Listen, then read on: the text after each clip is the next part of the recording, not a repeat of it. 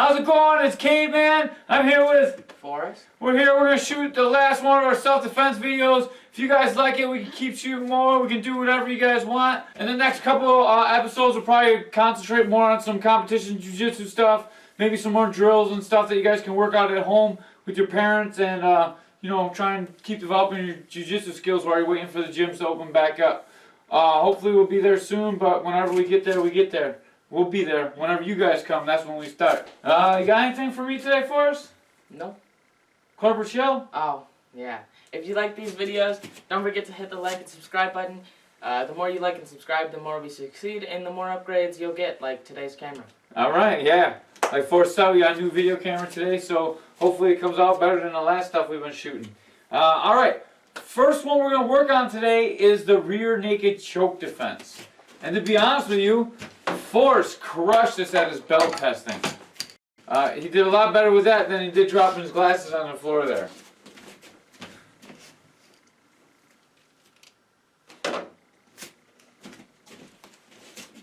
Forrest threw this kid, Mike, probably about 100 pounds bigger than you at the time, right? Right. Yeah, you were little. He's a big kid. It came out pretty good. It looked really, really good. Professor Dub was very pleased with it. There's a lot of things that we need to do to be able to do this technique correctly, though. The first thing we need to do is we need to be able to tripod our hips down. So just like some of our other defenses, I'm going to shoot both my feet out, almost like I'm making a triangle with my head. It's going to look like this. So I can get down. I want to do it, and I'm going to jump, and my feet are going to go down. I'm trying to get my hips underneath his. Alright, and my hands are going to come and protect the neck. The number one thing we always protect when we're being choked is our neck, right? Just like the headlock defense, we talked about it then.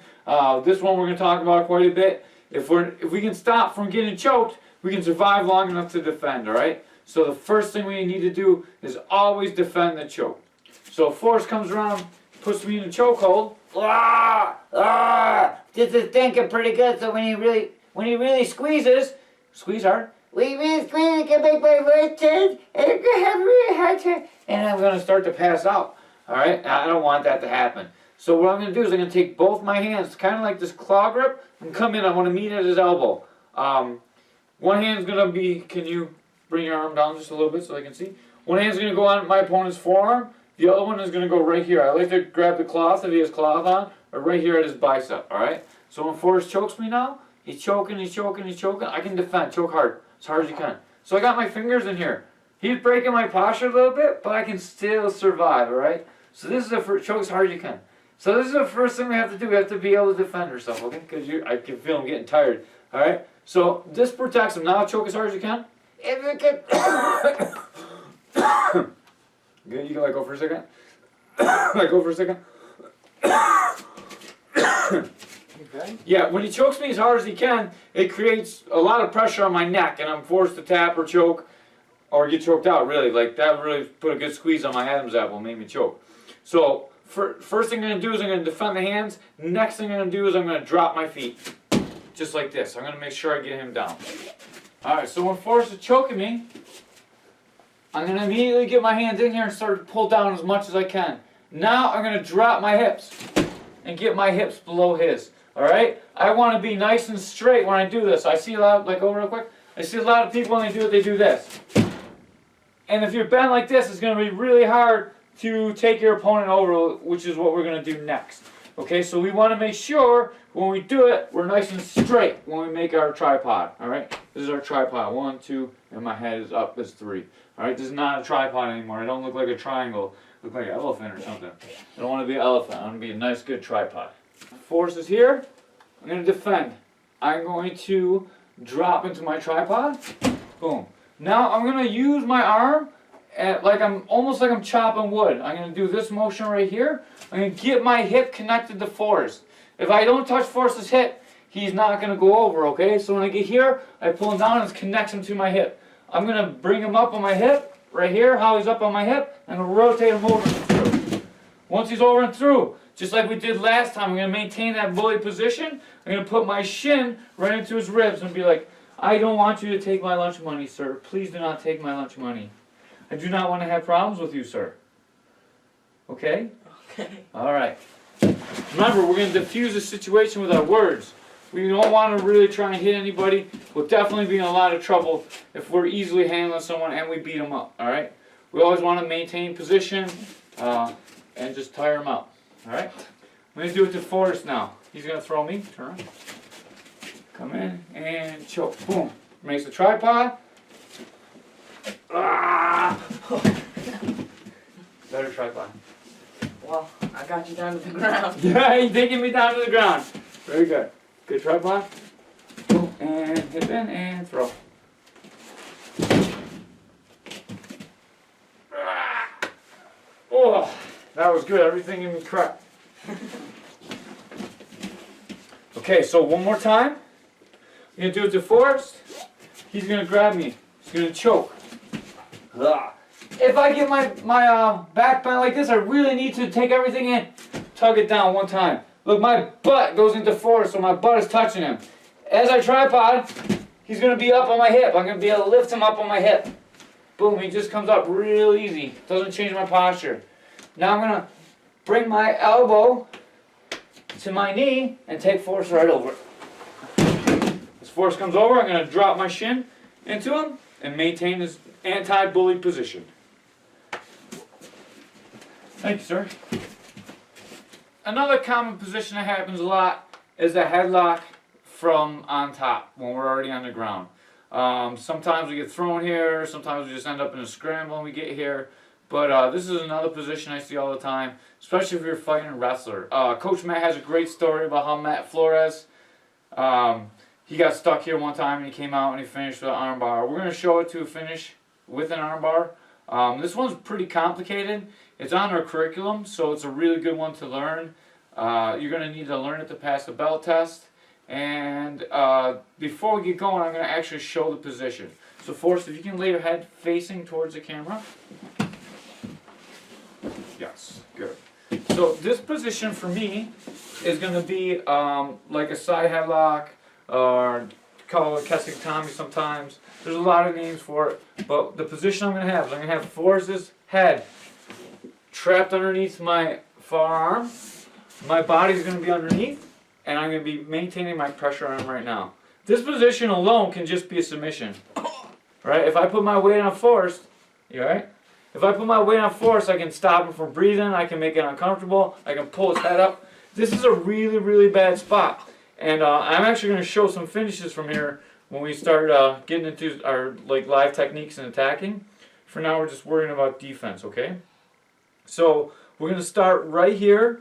I'm going to have my ribs are going to be touching Forrest's ribs. My hand is going to be around his head. I'm going to have my legs underneath him. All right, this is a position we're going to start from. All right, before we get into the technique that we're going to teach today, the headlock escape, we're going to need to learn a couple very basic movements in Jiu-Jitsu, all right? The number one movement, can you give me a little space, sir? The number one movement we're going to need to do is we're going to need to make a little shrimp. So I'm going to go from here. My hip is going to be facing the, my hip is facing the camera. I'm going to use my leg to bring my hip up, and I'm just going to bring my hip to the sky. Just like this, all right? There's a little shrimp. We're going to need to know that shrimp. That's the number one technique we need to know.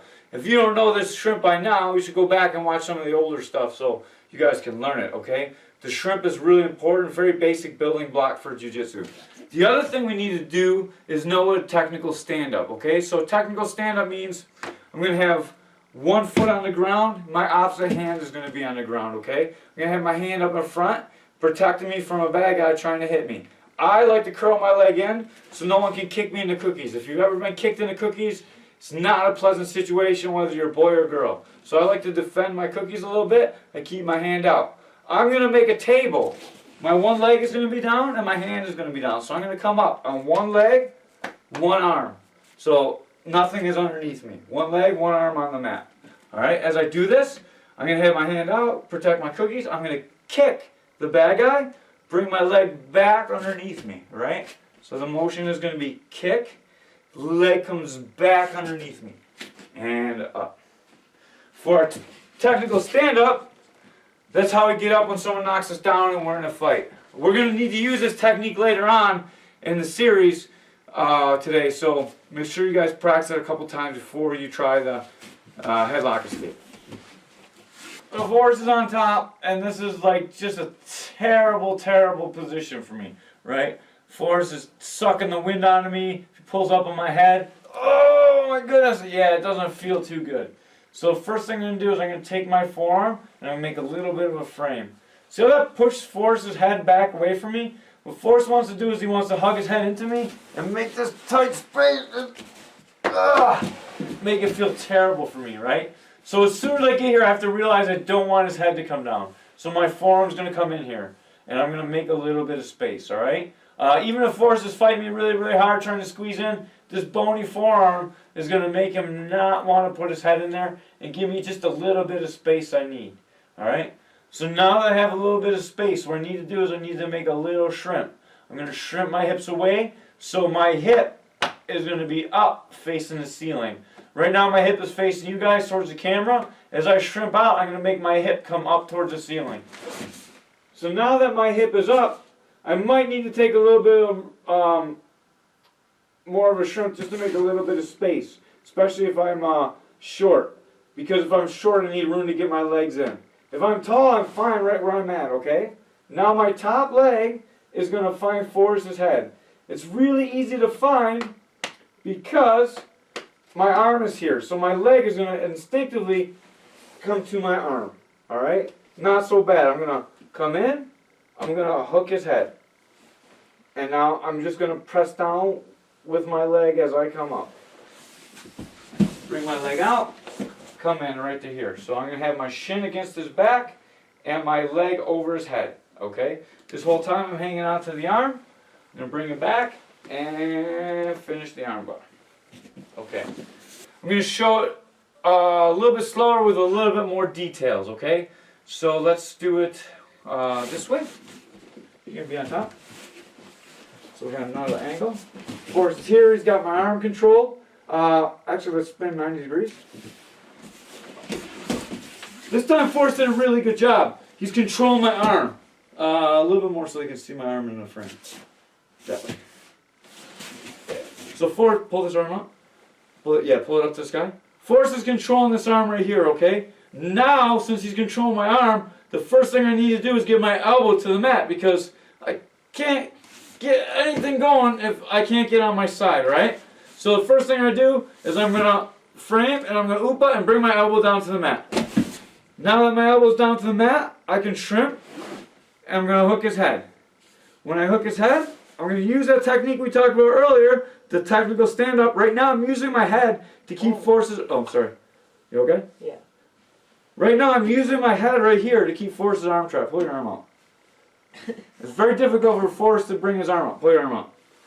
Because I'm using my head. Right here, pull your arm out. I'm using my head to keep his arm in there. It's very difficult for him to get it out, especially when I'm pushing on his head. So now I hook the head. I'm controlling his arm. I'm going to kick my leg down. At the same time, I'm going to pull my bottom leg out.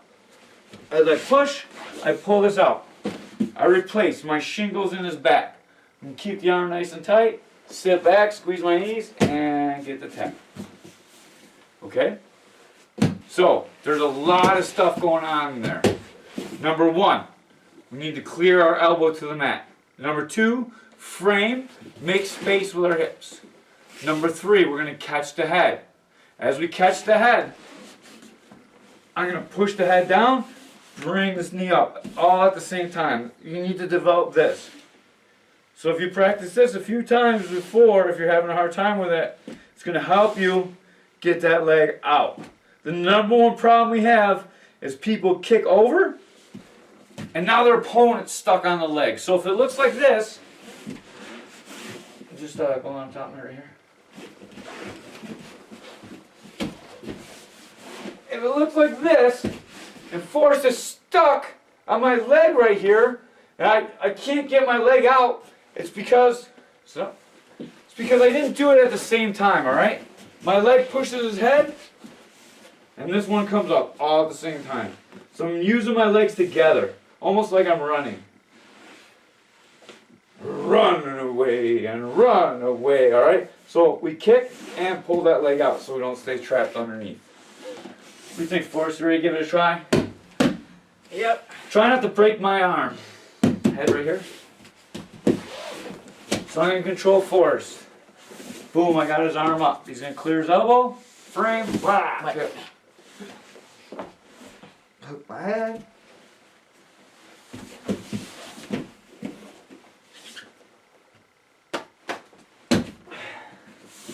Good. Awesome job, man. Armbar was tight. You got your leg out good. You used to have a hard time with that. Did very well. I put you on the spot. It was the first time you tried it, and you got it right. Well, it might be the second time, but the first time was good too. Oh. Magic of film editing, but actually the first time was better. Probably. That's about all we got for today. That headlock technique takes a lot of time, a lot of details to it. Yeah. All right, that's one of the hardest things that we teach. Everybody has problems with it. So if you're having problems with it, message me, send me a film. I'll look at it. We can go over what's wrong with it and we can fix it up. How was today for you? It was good. Hopefully you guys noticed a bit of a camera difference, and if you didn't, I'd be surprised. But if you did, I hope it's better. I hope it's easier watching, and we don't look like we're from a PS2 video game. My YouTube guy made me get a new camera, so hopefully you guys enjoy this. Hopefully it looks better once I get on the computer and see what it looks like. Anything else? Make sure you're working on that headlock defense. It's not easy. I had a lot of problems with it, and I remember that it was a tough thing to get. So don't get discouraged. It's tough for everybody. Make sure you're just practicing it if you're having trouble with it. We're over 200 viewers on YouTube. I didn't see who the other viewer was. It didn't pop up in my email, but I saw earlier today we're over 200. Thank you guys so much.